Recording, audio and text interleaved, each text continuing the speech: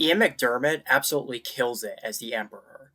Emperor Palpatine, or Darth Sidious, has gone down as one of the greatest villains of all time in his own right, and the only other Sith to be on the same level of excellence as Darth Vader in the films themselves. How do you make a character more cold and domineering than Vader? The answer is you don't, and that's why the Emperor works. He's almost the opposite of Vader in a way that makes him evil in his own right. Vader is stoic. The Emperor sadistically laughs his ass off, outwardly jovial in his wickedness and cruelty. Vader is blunt. The Emperor is sly, soft spoken, subtle, and manipulative. Vader is tall and bulky. The Emperor appears physically frail, and his only costume is a black robe, yet he still looks menacing.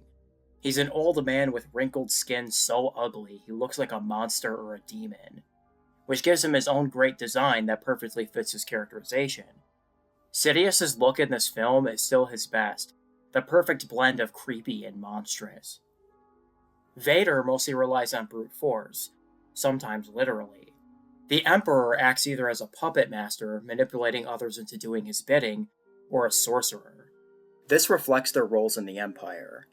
The Emperor is a sinister politician in charge in the shadows, while Vader is the brutal enforcer. Vader is stronger in terms of raw power, but the Emperor is a master of the dark side, and has access to powers that Vader doesn't. And finally, Vader, despite all his evil, still has a good side locked deep within and is still able to be redeemed. But the Emperor is irredeemable. Vader was once a good person, but the Emperor was born evil, even declared by Lucas to be the Star Wars equivalent to Satan. The difference being that Satan still fell. He derives pure sadistic pleasure from the suffering of others, and has no empathy. He sees other people as tools to be bent to his will, as he views everything, including the Force, a view also fundamental to Sith ideology, and thus why the Sith have to be destroyed for the Force to return to its natural state. This is true of Vader, too, caring of nobody but himself, and viewing the Force and other people as objects to be bent to his will, with the exception of Luke, which is once again the thing that sets him apart from Palpatine. The closest Sidious ever comes to caring about anybody is if they are useful for his own ends. This is proven when Luke beats Vader in a duel, and wants Luke to kill him to take his place. Despite being his right hand for so long, the Emperor will throw away Vader the second he thinks he sees a better option. Palpatine is cunning and calculating, but his key flaw is his arrogance. He's so certain of his plan that he's unprepared for when it falls apart. He's too egotistical to consider any of its flaws. He does not account for the possibility of the rebels beating his fleet or battalion, or Vader turning on him, and that is his ultimate downfall. Harrison Ford's Han Solo isn't given as much attention as the previous two films, but still has his classic suave, and it's great to see him as a highly ranked and respected rebellion general. He takes responsibility and is a vital part of the rebellion, volunteering to lead an incredibly important mission, crucial to the plan that will save both the rebellion and the galaxy. It really puts into perspective how much he's changed. We also see a new side of his character in this film. Han was always the most confident of our heroes in the first two movies, but here we see him dealing with some insecurities. You get the feeling that while he's very happy to be with Leia, he feels like he doesn't deserve her. Han might be the most suave pilot in the galaxy, but he's never been the best when it comes to personal relationships. Han's overconfident behavior, especially towards Leia in the previous movie, was partially a facade to hide his insecurities. As such, he gets jealous when Leia seems to open up to Luke more than him, and his suspicion that she has deeper romantic feelings for Luke than him stem from his insecurities. Luke is a heroic Jedi Knight, while he was a scoundrel that worked for a gangster. However, Han makes the selfless and adult choice, apologizes for his behavior, and later maturely assures Leia to be with Luke. It's here when he learns that he misread the situation and that Luke is her brother, and they continue their relationship. Han, by the end of Return of the Jedi, is almost an entirely different person than he was in A New Hope. He's gone from a smuggler who pretends to only care about money to one of the galaxy's greatest heroes, who outwardly loves his friends and has overcome all of his personal insecurities. Carrie Fisher as Leia is also great here.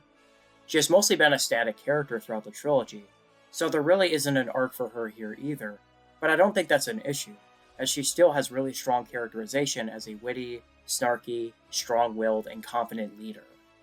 We also see Lando further redeem himself from the mistakes that he made in Empire Strikes Back, helping to rescue Han Solo, joining the Rebel Alliance, and even destroying the second Death Star. And Billy D. Williams does a great job making the character likable and fun to watch, by maintaining his unique charm from the previous film. C-3PO and R2-D2 are also really funny in this movie, and contribute to the plot in interesting and unique ways. It's so refreshing to watch these two in the original trilogy, back when they were actually funny characters with dimension that contributed to the plot.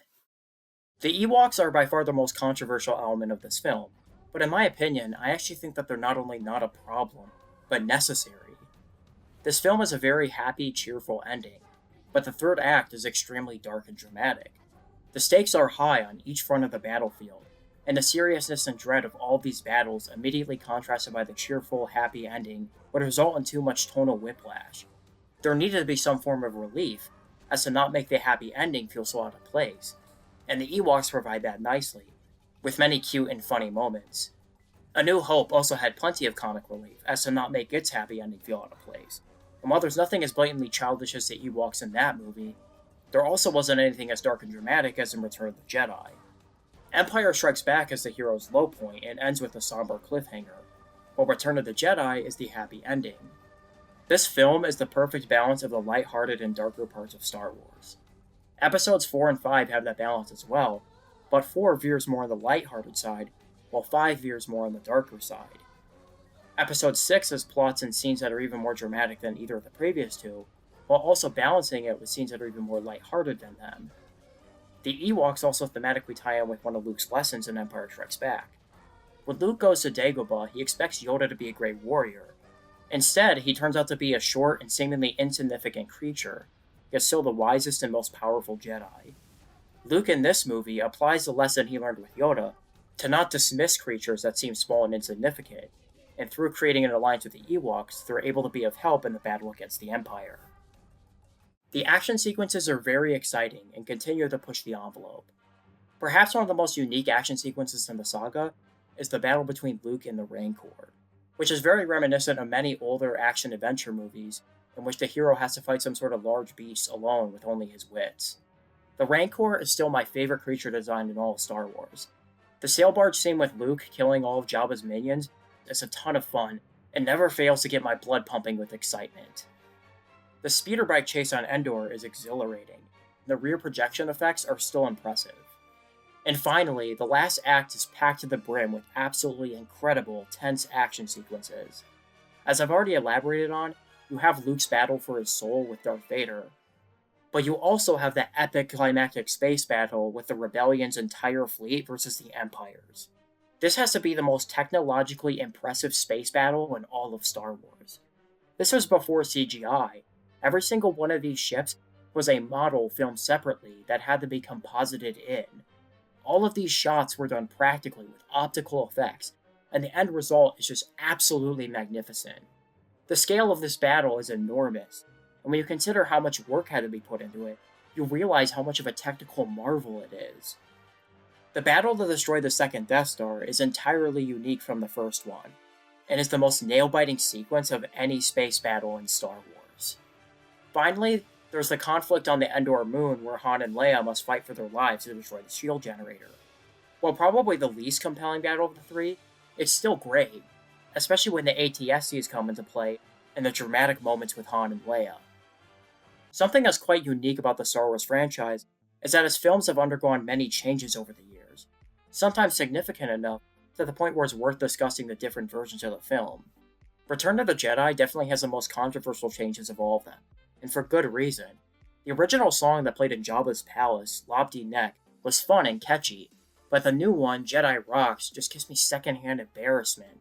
It's too over the top, and because of the dated CGI, looks ugly. I generally take issue with the implementation of 90s CG into these 70s and 80s movies. Even when I like the idea behind the change, it's just too jarring and heavily contrasts with the rest of the movie, as the general look of the movie is representative of when it was made. All of the other effects are completely practical, and the cinematography and sound mix are products of their time, not in a bad way. You can tell that these are 70s and 80s movies, and adding 90s CG breaks the immersion. Also, Jedi rocks in a gangster's palace, a gangster who hates the Jedi, during a time where the galaxy is ruled by the Sith. The Jedi are basically extinct, and being one is a death sentence, when it's basically illegal to learn about or even mention them. But the worst change to any of these films is when George added Vader yelling no to his redemption scene. It takes a beautifully subtle and powerful scene and makes it cheesy and on the nose. This harkens to the worst parts of the prequels, the times where the dialogue was too on the nose instead of just letting the visuals speak for themselves, particularly Vader's painfully cheesy no in what's otherwise a really good scene. Compare it to the subtlety of this scene and the earlier scene on the landing platform. This was especially asinine for Vader, a cold, stoic character, far too prideful to cry out like that in such a vulnerable way. And here, the originals are being dragged down to be more like the prequels. And that's just so wrong. It'd be like if you made a perfect pizza, but then the second one turned out horribly burned. So for consistency's sake, you burn the other pizza. Then there's the Sarlacc. The original look is much scarier. On some level, I think it's an interesting concept to make it appear more alive, but again, the dated CG is what kills it. Besides, the original practical set still looks fantastic, and the added CG takes away from it. The victory celebration I also like in concept, but the execution is also wanting. Once again, we have dated 90s CG, and we did not need a Gungan in the original trilogy. Changes I like are removing Anakin's eyebrows, and this is going to be controversial, but Hayden Christensen as Anakin's Force Ghost. Taking into consideration that Vader was 46 when he died, he wouldn't look 78, and I prefer the idea of him having turned to the dark side when he was younger, in his 20s rather than his 50s. I think the new Force Ghost works as a way of showing that he went back to who he was before he turned to the dark side. It could be argued that he should appear as he did when he died, as he did become good again, but seeing him as a charred man with no limbs wouldn't really be as pleasant as if he returned to his form before he became Vader. I don't necessarily see it as undermining his redemption, as long as you go along with the idea that Force Ghosts can choose their appearance, so of course he would choose his appearance when he was young. However, once again, I take issue with execution, as it would have been far better had Christensen actually came in and filmed new footage. This ghost was made by taking his head from test footage and placing it on Sebastian Shaw's body. The smile isn't warm like it was with Sebastian Shaw's Force Ghost, and that hurts the ending. In this regard, the original Ghost is definitely better. Overall, the theatrical version reigns supreme, and if you manage to find a fan restoration or an old VHS, then I recommend that version of the film as the best one to watch. You could watch a DVD version, which was the last release in which Vader was silent during the redemption scene, but it still has Jedi rocks, as well as the absolutely ugly-ass color grade that plagued both the DVDs and 2011 Blu-ray set. There's also HAL 9000's custom special edition fan edit that solves every problem I have with the special edition of this movie. It has Sebastian Shaw as Anakin's Force Ghost, so if that's your preference and you agree with me on everything else, his fan edit is perfect for you. Return of the Jedi, barring any of the special edition changes, is the perfect end to the original Star Wars trilogy, being an excellent, highly entertaining and emotional film in its own right, while also superbly wrapping up the trilogy. It deserves a 10 out of 10. Thank you guys so much for watching. Please leave a comment, a like, subscribe, anything to show me that you enjoyed the video if you liked it. Or if you didn't like the video, bitch at me in the comments section. It gives me more engagement. No, but yeah, I hope you enjoyed the video, and I'm definitely hoping to get more content out quicker.